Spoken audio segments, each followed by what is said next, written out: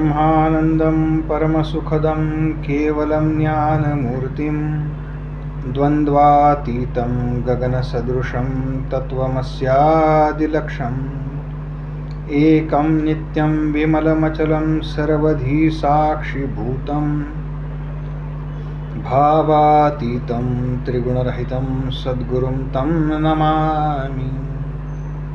श्रुतिस्मृतिपुराणानाम् आलयं करुणालयं नमामि भगवत्पादं शङ्करं लोकशङ्करम्।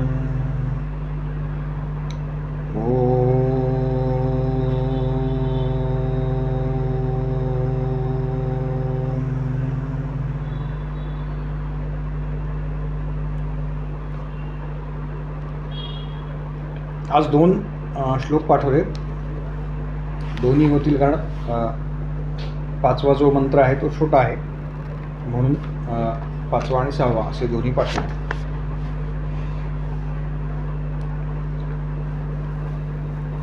पाचव्या मंत्राला सुरुवात करूया।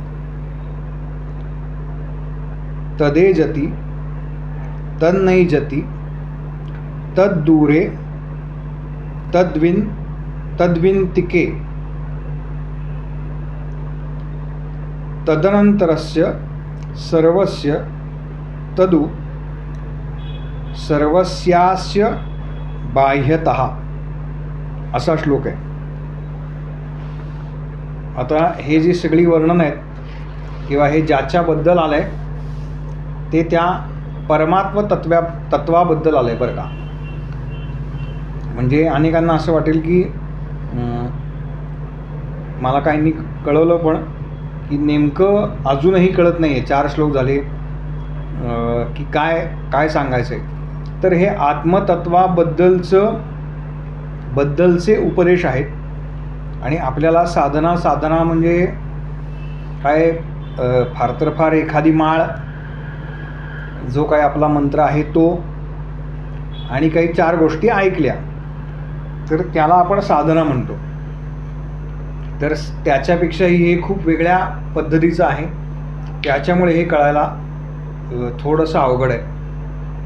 आत्मतत्वाबद्दल सांगितलं या श्लोकामध्ये।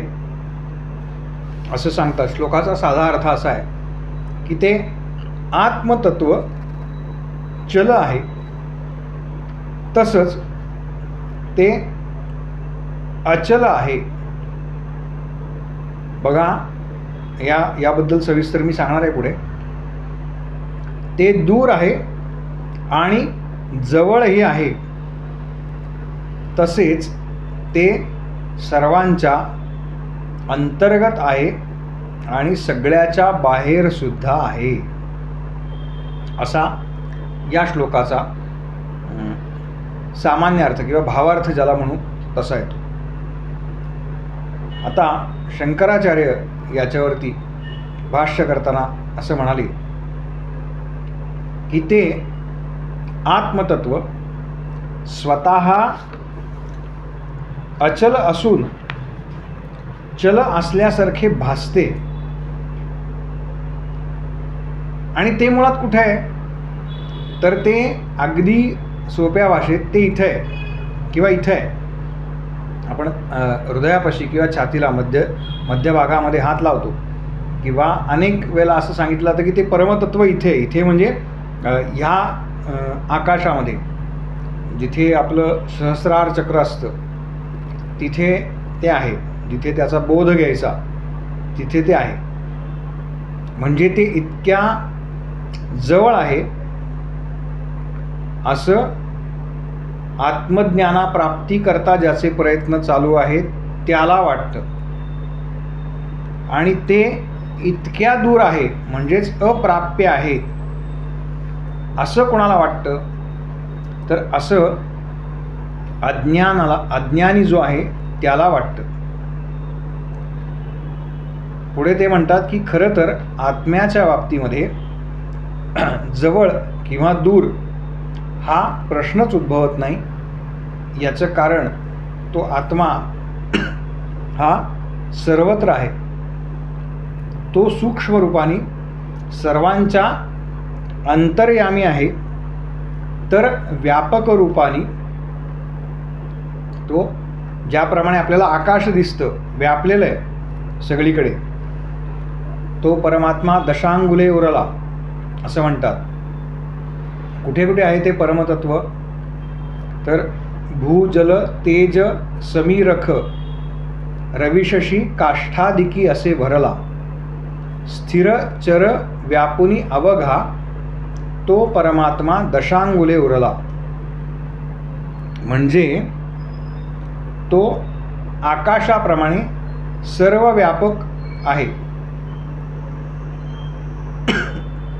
ज्याप्रमाणे एखादी क्रिया आपल्या आतमध्ये घडते तशीच किंवा त्या पद्धतीची क्रिया ही बाहेरच्या जे पिंडी ते ब्रह्मांडी, ब्रह्मांडामध्ये सुद्धा तशाच पद्धतीची क्रिया घडत असते. या न्यायानं तो आत किंवा बाहेर असा कोणताही भेद त्याच्या ठिकाणी नाही. या न्यायानं हे आत्मतत्व हे नित्य आहे, अचल आहे आणि एक आहे. तत् एजती असा पहिला शब्द आहे श्लोकाचा. म्हणजे ते हालचाल करतं. याचं कारण ते चैतन्यानं भरलेलं आहे. लक्षात घ्या, आपण जी हालचाल करतो ती कशामुळे करतो? एखाद्या ठिकाणी जाणं किंवा हे अगदी बोलणं, हे कशामुळे करतो? तर आपल्यामध्ये ते आत्मतत्व चैतन्य रूपाने उपस्थित आहे म्हणून करतो. म्हणूनच ज्याच्यामध्ये चैतन्य आहे त्याला हालचाल ही संभवतेच. एजती या शब्दाचे आणखीन दोन वेगळे अर्थ होतात. त्यातला एक आहे विकार पावते आणि दुसरा अर्थ आहे भययुक्त होते. ततः एजती असा शब्दप्रयोग केलेला आहे. म्हणजे लोक त्या तत्वाला घाबरतात. तदेजती आणि तन्नेजती असे पहिले दोन शब्द आहेत. यात बघा, हे दोन विरुद्धार्थी शब्द आहेत.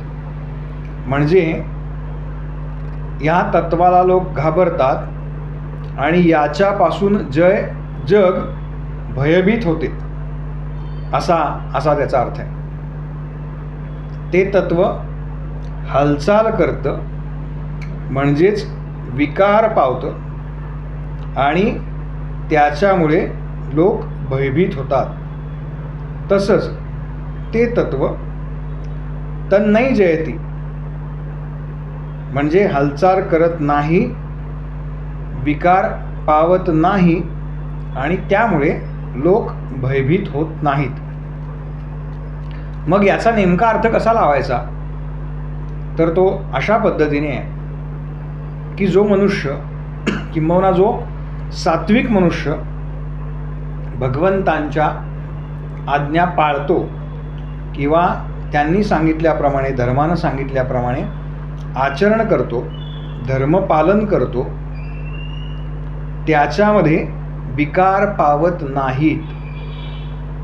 म्हणजे त्याला भगवंतांचं भय वाटत नाही.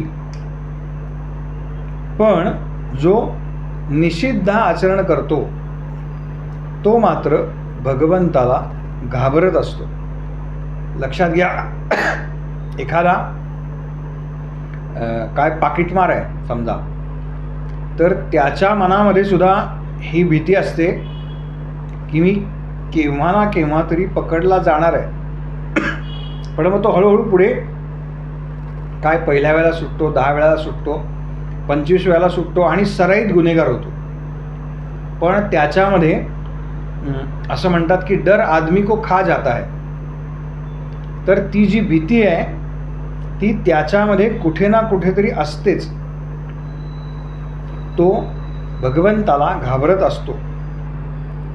याचं कारण तो विकार पावत असतो. हा विकार सांगितलेला आहे.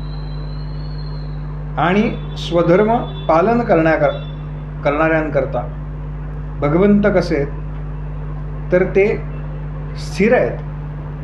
त्या तत्वाकडे आपल्या सगळ्यांचं मार्गक्रमण चाललेलं आहे. आणि ते तत्व कसं आहे, तत् दूरे तद्विंतिके, म्हणजे फार दूर असणं किंवा फार जवळ असणं हे दोन्ही अर्थाने दिसणारं नाही आहे. म्हणजे ते तत्व फार दूरही आहे आणि फार जवळही आहे. समर्थांनी मनाच्या श्लोकामध्ये जो पहिला श्लोक लिहिला आहे त्याच्यामध्ये गणाधीश जो ईश सर्वा गुणांचा, मुळारंभ आरंभ तो निर्गुणांचा, गमू शारदा मूळ चत्वार वाचा, नमू पंथ आनंत या राघवाचा. आता समर्थांनी या राघवाचा असा शब्द वापरलाय. हे जे आत्मतत्व नावाची वस्तू आहे त्याच्याबद्दल चाललंय. ते कुठे आहे, कुठपर्यंत जायचं आहे आम्हाला, तर ह्या रस्त्याने जायचं आहे.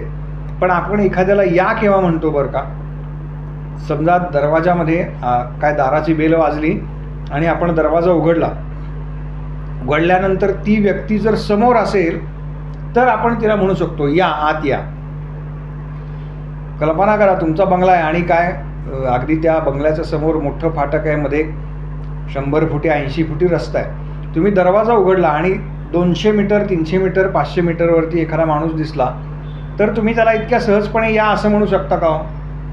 तर नाही म्हणू शकत. याचं कारण तो तुमच्यापासून फार दूर आहे. मग तो दूर कोणाला आहे, तर जो अज्ञानी आहे त्याला तो दूर आहे आणि जो ज्ञानी आहे त्या ज्ञानी मनुष्याला तो जवळ आहे. तो दूर आहे पण कठोर परिश्रमानं त्याची प्राप्ती होते असं सांगितलेलं आहे. गीतेमध्ये अर्जुनाने विचारलं की केव्हा प्राप्ती होते भगवंता. बहुनाम जन्मना अंते, भगवंत सांगतात अनेक जन्म गेल्यानंतर माझी प्राप्ती होते. पण जो भगवत परांभिमुख आहे, जो केवळ विषयामध्ये रमलेला आहे, त्याला ते ब्रह्म अगदी दूर आहे, अगदी लांब आहे त्याच्यापेक्षा. पण जो भगवंतांच्या सन्निध आहे, सन्निध म्हणजे काही विषयांचा त्यानं त्याग केलेला आहे. आणि हा विषयांचा त्याग करणं सोपं नाही आहे बरं का. हे ऐकायला आपण 1000 वेळा जरी ऐकलं की विषयांचा त्याग, विषयांचा त्याग, विषयांचा त्याग, यानं काही तर होत नाही. तर त्याच्याकरता मनाची एक निश्चित धारणा लागते. आणि मन हे इतकं चंचल आहे की क्षणामध्ये ते बदलतं. मग हे जर विषयांचा त्याग किंवा भगवंतांना सन्निध आणायचं असेल किंवा त्यांच्या सन्निध जायचं असेल तर त्याच्याकरता काय सांगितलं आहे, म्हणजे विषयातीत होण्याकरता त्याच्याकरता भक्ती सांगितलेली आहे, त्याच्याकरता काही बंधनं सांगितलेली आहेत, त्याच्याकरता काही निर्बंध सांगितलेले आहेत. म्हणजे आपल्याला अनेक वेळा वाटतं की माझी एवढी साधना चालली आहे, एवढं मी काय काय करतो किंवा करते आहे, पण काही त्याचं रिझल्ट्स मिळत नाहीत. आउटपुट, आपल्याला आउटपुट हवा असतो. याचं कारण आहे आपण त्याच्याकरता असलेली जी बंधनं आहेत ती पाळलेली नसतात. ह्याच्याकरता आमच्याकडे आहारामध्ये कोणत्या गोष्टी घ्या, कोणत्या गोष्टी घेऊ नका, म्हणजे काय खा आणि काय खाऊ नका हे सांगितलेलं आहे. आपण एका विशिष्ट मार्गानं काय अगदी जोर लावून साधना करतोय आणि त्याच वेळेला काहीतरी आरबट चरबट खातोय, तर ते चालत नाही बरं का. साधनेचा ह्या काही टप्प्यांवरती काही गोष्टी निषिद्ध सांगितलेल्या आहेत, तेव्हा त्या पाळणंही तेवढ्याच गरजेचं आहे. नाहीतर काय 13 कोटी नाही 1300 कोटी झाला ना तरी काही फायदा नाही. याचं कारण मी मागे सांगितलं की कशा पद्धतीनं त्याचा ऱ्हास होतो. तर निषिद्ध गोष्टींच्या सेवनानं सुद्धा या सगळ्याचा ऱ्हास होतो. म्हणून जो विषय त्यागी आहे त्या माणसाच्या जवळ ते आत्मतत्व आहे, ज्याला आपण ईश म्हणतो, ज्याला भगवान म्हणतो, ते आहे. पुढे तदनंतरस्य सर्वस्य, तो सर्वांच्या आत आहे आणि सर्वात आहे. दोन्ही अर्थ इथे होतात. तो सर्वांच्या आत आहे आणि तो सर्वात आहे. भगवान आपल्या अंतर्यामी आहेत आणि ते सर्वांतर्यामी असल्यामुळे ते इतक्या जवळ आहेत, इतक्या जवळ आहेत, इतक्या जवळ आहेत. म्हणजे बघा, अगदी व्यवहारात सुद्धा लौकिकात आपण अगदी असा इथे नाकासमोर हात धरला किंवा टेकून अगदी, तर तो हात आपल्याला व्यवस्थित दिसत नाही. हे लौकिकातलं आहे. तर ते आत्मतत्व आपल्या इतक्या जवळ आहे. कोणत्या रूपानं? तर ते शक्ती रूपानं आहे. मानवामध्ये किंवा कोणत्याही प्राण्यामध्ये जी शक्ती आहे इंद्रियांना कार्यरत राहण्यासाठी जी दिलेली आहे, त्या शक्तिरूपानं ते आपल्यामध्ये वास करतं. आणि त्याची सर्वात विशेषता किंवा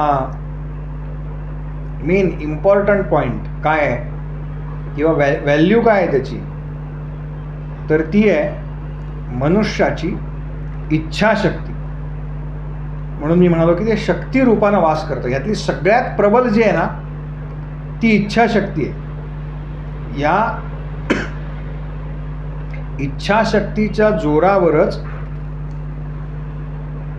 मनुष्य आपल्या वृत्ती पालटून, आपल्या असद वासना पालटून सदमध्ये त्या पालटून त्या आत्मतत्वाची प्राप्ती करून घेऊ शकतो.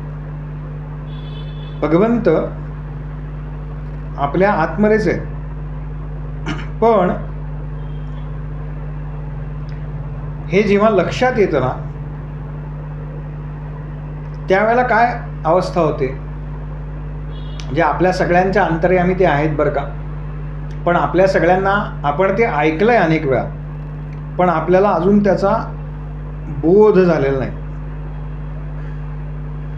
याचं कारण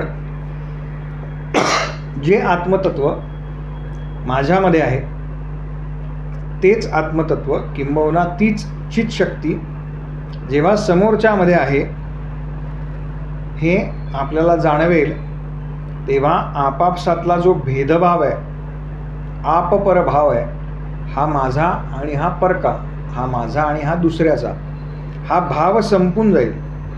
लक्षात घ्या. म्हणून म्हटलंय तदनंतरस्य सर्वस्य, याचाच अभ्यास व्हायला पाहिजे.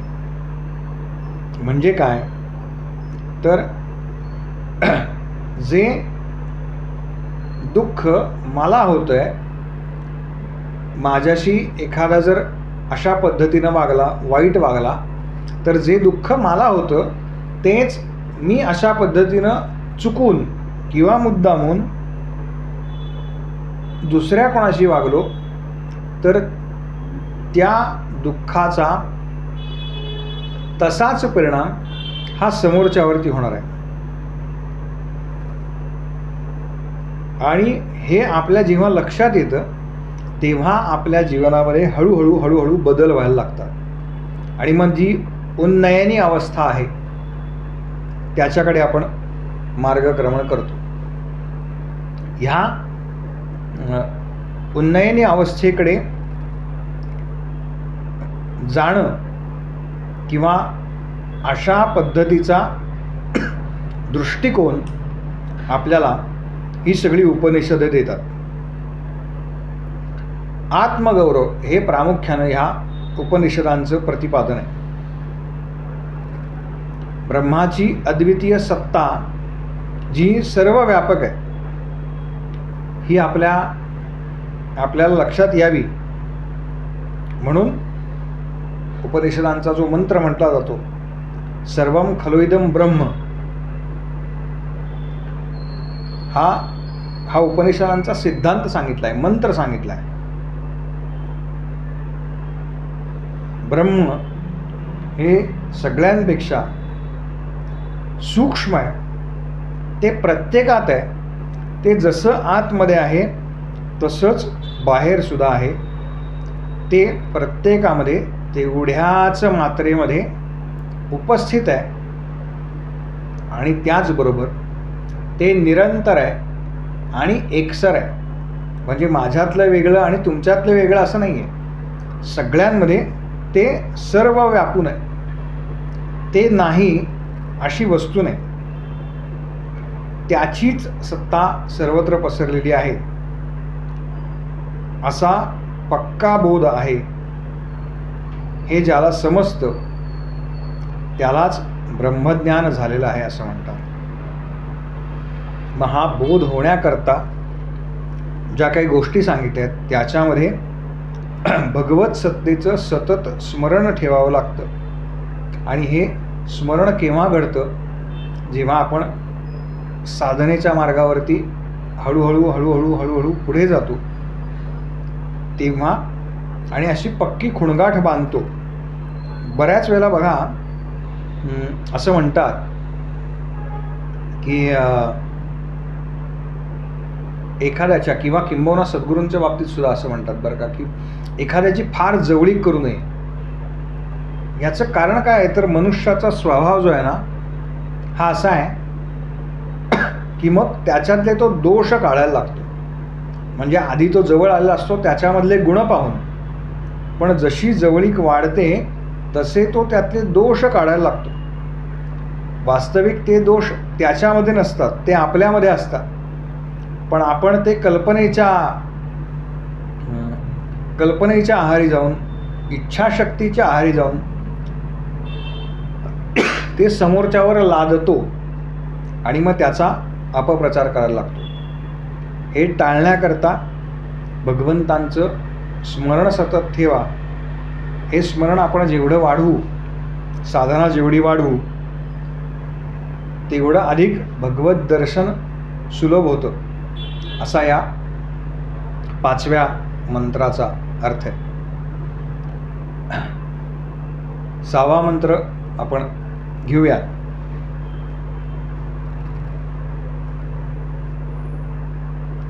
यस्तु सर्वाणि भूतान्यात्म न्येवानुपश्यति सर्वभूतेषु चात्मानं ततो न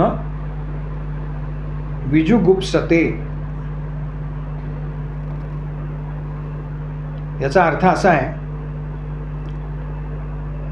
यस्तु सर्वाणि, जो मुमुक्षु सर्व वस्तुमात्रांना, सर्व पदार्थांना आत्मरूपाने पाहतो आणि सर्व वस्तूंमध्ये आत्म्याला म्हणजेच स्वतःला पाहतो, त्याच्यामुळे तो कोणाचीही घृणा करत नाही. शंकराचार्य म्हणतात की अव्यक्तातून व्यक्तापर्यंत सर्व वस्तुजातांना जो मुमुक्षू आत्म्यामध्ये पाहतो, तसंच सर्व वस्तुजातांमध्ये म्हणजे सर्व पदार्थांमध्ये जो केवळ आत्म्याला म्हणजे स्वतःला, बरं का, आपण देह नाही, आपण शरीर नाही, आपण आत्मा आहोत. अशा स्वतःला पाहतो, म्हणजेच त्या वस्तूमध्ये सुद्धा मीच भरून राहिलेलो आहे आणि माझ्यामध्ये सुद्धा मीच आहे, म्हणजे आत्मा आहे असं जो समजतो तो दुसऱ्याचा अवमान कसा काय करू शकेल? ज्याप्रमाणे मी या देहाचा म्हणजे शरीर, इंद्रिय या सगळ्यांमध्ये असलेला आत्मा आहे, तसाच अनुभव त्याला म्हणजे आत्मा कसा आहे तर आत्मा या सगळ्याचा साक्षी आहे, तो प्रेरक आहे, तो निर्गुण आहे. त्याचप्रमाणे जड वस्तूंमध्ये सुद्धा मी आत्मरूपाने आहे, जो सर्व वस्तूंमध्ये ती वस्तू न पाहता आत्मदर्शनाचा लाभ घेतो आणि या आत्मदर्शनामुळे तो कोणाचीही घृणा किंवा अवमान करत नाही.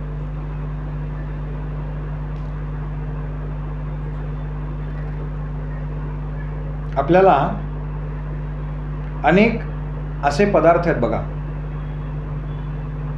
जे दूषित आहेत, तर त्याची घृणा वाटते, किळस येते एखाद्या पदार्थाची. परंतु जे अत्यंत विशुद्ध आहे, शंकराचार्य म्हणतात की त्याची कशी काय घृणा वाटणार आपल्याला? याचं कारण आम्ही जे पदार्थ व्यवहारामध्ये पाहतो ते भिन्न भिन्न आहेत, पण इथे ज्याबद्दलचा उल्लेख चाललेला आहे, ज्याबद्दलचं बोलणं चाललेलं आहे, तो पदार्थ भिन्न नाही, ते एकच विशुद्ध असं आत्मतत्व आहे. म्हणून आत्मदर्शन झालेला मुमुक्षू घृणा करत नाही. याला आत्म्याचं एकत्व, न विशुद्धत्व ज्ञान झालेलं असतं किंवा ज्ञात झालेलं असतं. लक्षात घ्या, याज्ञवल्क्यांनी या मंत्रामध्ये ईश्वराशी तादात्म्य झालेली दृष्टी कशी असते हे सांगितलेलं आहे. सर्व भूतमात्रांच्या ठिकाणी परमात्मा पाहणं ही झाली एक दृष्टी. दोन अर्थाने त्यांनी हे सांगितलेलं आहे. सर्व भूतमात्रांच्या ठिकाणी परमात्मा पाहणं ही झाली एक दृष्टी आणि परमात्म्यामध्ये म्हणजे शुद्ध चैतन्यामध्ये भूतमात्र पाहणं ही झाली दुसरी दृष्टी. ज्यावेळी या दोन्ही दृष्टी एकत्रित होतात, दृष्टी एकत्रित होतात म्हणजे ज्या वेळेला तो आणि मी त्याचं ध्यान करतो, ध्यान करण्याकरता कोणीतरी आहे वेगळं, ह्या अगदी साधकावस्थेतल्या सुरुवातीच्या पायऱ्या आहेत. म्हणजे मी नाम घेतो तर नाम घेण्याकरता कोणीतरी पाहिजे, कुणाचं तरी घेतो, रामाचं घेतो, कृष्णाचं घेतो, शिवाचं घेतो, देवीचं घेतो, त्या ईशतत्वाचं घेतो, तर त्याच्याकरता कोणीतरी पाहिजे. आमच्यासमोर ते मूर्त स्वरूपामध्ये असतं. पण हळूहळू जसं अधिक साधना ध्यानमार्गाने नाममार्गाने ती पुढे पुढे पुढे पुढे पुढे पुढे जाते, तसं सर्वांच्या अंतर्यामी तोच आहे ते शुद्ध चैतन्य सर्व भूतमात्रांमध्ये पाहणं ही झाली दुसरी दृष्टी. आणि या दोन्ही दृष्टी जेव्हा एकत्र होतात त्यावेळेला याज्ञवल्क्य म्हणतात की त्यावेळेला आत्मदर्शन नावाची जी गोष्ट आहे ती आत्मदर्शनाला तुम्ही प्राप्त होता. ज्ञानाच्या दोन पद्धती आहेत. म्हणजे आत्मविषयक ज्ञानाच्या दोन पद्धती आहेत. एक आहे संश्लेषण आणि दुसरं आहे विश्लेषण. आता संश्लेषण म्हणजे काय, तर सर्व भूतांच्या ठिकाणी आत्म्याला पाहणं याला म्हणतात संश्लेषण पद्धत. आणि आत्म्यामध्ये सर्व भूतमात्रांना पाहणं ही झाली विश्लेषण पद्धत. हा झाला ज्ञानाच्या अंगाने विचार. आता भक्तीच्या अंगाने विचार केला तर त्यात सुद्धा दोन प्रकारच्या पद्धती किंवा दोन दृष्टी येतात. एक आहे आवाहन आणि दुसरं आहे विसर्जन. षोडशोपचार जी पूजा असते आपण पार्थिवाची कुठल्याही दैवतेची करतो त्याच्यामध्ये हे आवाहन आणि विसर्जन असे दोन शब्द आपण ऐकले. आता इथे आवाहन म्हणजे काय, तर सर्व भूतांमध्ये आत्मा आहे. बघा थोडं कठीण आहे समजायला. सर्व भूतांमध्ये आत्मा आहे हे झालं आवाहन. आणि आत्म्यामध्येच सर्व भूते आहेत म्हणजे भूतमात्र. भूते याचा अर्थ भूतमात्र. आत्म्यामध्येच सर्व भूतमात्र आहेत हे झालं विसर्जन.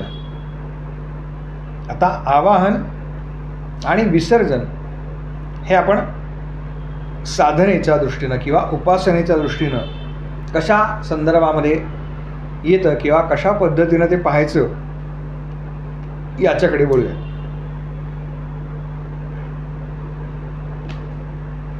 आत्म्यामध्ये भूतमात्र पाहणं हा झाला स्वार्थ आणि सर्व भूतमात्रांमध्ये आत्मा पाहणं हा झाला परमार्थ. खरं तर आपण प्रत्येक प्राणीमात्रामध्ये भगवत शक्ती आहे किंवा ती शक्ती आहे. जी शक्ती माझ्यामध्ये आहे तीच त्या प्राण्यामध्ये आहे, तीच त्या वृक्षामध्ये आहे, तीच चलामध्ये सुद्धा तीच आहे आणि अचलामध्ये सुद्धा तीच आहे. अशा पद्धतीनं पाहायला लागलो की तेव्हा आपली खरी भक्तीला सुरुवात होते बरं का. आपल्याला वाटतं भक्ती म्हणजे काय, सकाळी 10 वाजता एकदा स्नान झाल्यानंतर देवपूजा केली, एकदा ते देवाच्या डोक्यावर पाणी ओतलं आणि पूजा करून छान ते पुसून जागेवर ठेवले की 10:30ला जो दरवाजा बंद देवघराचा की दुसऱ्या दिवशी सकाळी 10. एवढं सगळं करून आपण म्हणतो की आम्ही भक्ती करतो. आपण माळसुद्धा घेतो ती सिरियल चालू असताना किंवा काहीतरी ऐकतोय यूट्यूबवर, बाकी काही ऐकण्यापेक्षा हे ऐकू बुवांचं प्रवचन म्हणून ते लावलंय आणि ती माळ ओढतोय. ह्याला भक्ती म्हणत नाहीत बरं का, किंवा याला काही साधना म्हणत नाही. साधकानं फार जपून वागावं लागतं. अनेक जण आपल्याला असे असतात की जे जरा आपली कुठे सुरुवात झाली या मार्गावरती की लगेच काहीतरी सांगतात, हो का असं वाटतंय बरं का तुमच्याकडे बघून, आणि आपण तिथे फसतो बरं का. साधकांनी फार सावध असायला पाहिजे. याचं कारण आपली आत्ता कुठे सुरुवात झालेली आहे. आत्ता कुठे सुरुवात झाली असताना जर आपण त्याच्यामध्ये अडकलो तर त्याच गोष्टीमध्ये आपण पुन्हा फिरत राहतो. ते होऊ नये ह्याच्याकरता काय करावं लागतं, तर अखंड अध्यात्म श्रवण करावं लागतं. म्हणून मग वेगळं काही करण्यापेक्षा हे बरं, कीर्तन प्रवचन बरं, हे त्यातल्या त्यात सत्वगुणाचं झालं बरं का. पण त्याचा उपयोग आपण काही आपल्या परमार्थिक प्रगतीकरता करतो का नाही, हा सुद्धा एक महत्त्वाचा भाग आहे.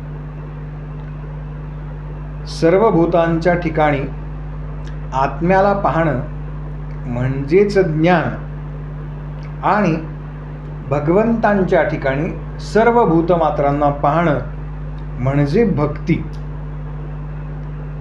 अशा दोन्ही प्रकारच्या दृष्टी ज्याच्या जवळ आहेत तो ज्ञानी भक्त असं श्रीमद भगवद्गीता सांगते. अर्धा मिनिट राहिला आहे. पुन्हा याच लिंकला सगळेजण जॉईन होऊ. आपोआप बाहेर पडल्यानंतर पुन्हा चालू करतो. सर्व भूतस्थामात्मनं सर्वभूतानीच आत्मानी इक्षते असं म्हटलेलं आहे. ही स्थिती कोणाला येते? इक्षते योगयुक्तात्मा सर्वत्र समदर्शिनः. ज्याचं जो सगळीकडे समदर्शी आहे त्याला ही स्थिती प्राप्त होते असं म्हटलेलं आहे. आता हे तर आपल्याला माहिती आहे